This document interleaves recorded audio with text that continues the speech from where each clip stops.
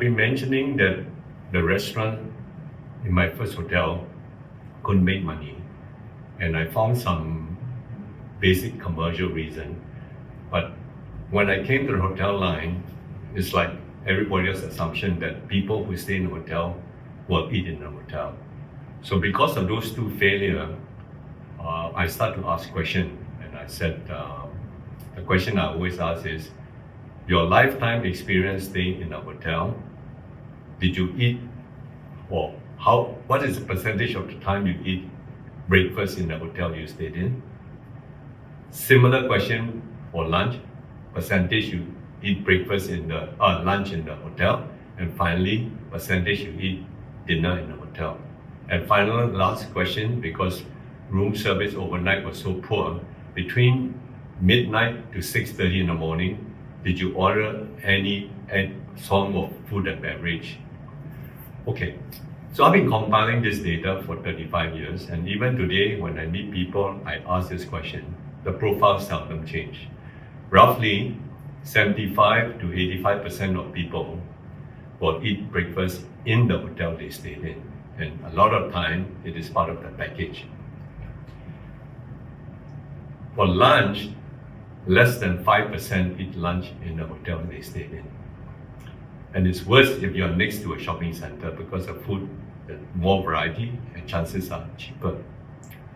Over dinner is 12%. And over the years I've been asking, I noticed a skew. It's basically the ladies tend to eat in-house, mainly because if they are first-time traveler to the city, they will not want to venture out to eat. So that's why it's 12%. And finally, overnight is actually less than 0.1%. So those are the reasons it is not feasible. So let's go further, right? What it's all about, right? We talk about star rating of hotels in almost every country. Actually, the facilities you have is a big component of the score, and so it's very easy to qualify as 4-5 star if you're 1 or 2 restaurant, and automatically you're there. A good example of that is when one of our hotels were being scored, the inspecting team from the ministry plus other hoteliers came, and one of them was a very good friend. So I asked, what was the biggest horror story that you have faced in rating hotels? He said, Dennis, it's like this. We just did one 2 weeks ago. It's a 5-star hotel in KL. It's locally run. And the kitchen was so dirty. In fact, the management invited us for lunch and we dare not eat there.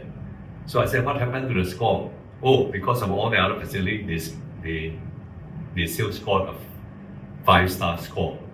Wow, I said, oh, no wonder, for international operator, the moment they have 1 or 2 restaurants, the automatic score will make them a 4 and 5 star, regardless of service level. So you have to watch it that, what do you do, right? One solution, especially in a big city where decent restaurant chains are available, is to lease it out. Let's say Japanese restaurant. We have now good restaurant chain in KL. You just lease it out. Western fine dining, for example, not many, but today you can find in the big city, in the mature city. So this way, at least you take the rent and not running a big loss. I want to share with you an episode I have with one of my staff. There was a hotel we opened in Penang, the resort area, and already it was my second hotel that we managed, and I already have a rule that a coffee shop stops at 10:30 and no room service overnight, because I know that there won't be any food and beverage being ordered. So one day we hired this sales manager. He's a hotshot MBA. He just got his MBA. Then he bugged me and said, Mr. Tan, I think you should open overnight room service, right? We'll make money. So I told him, no, we're not going to do that. I came back to KL.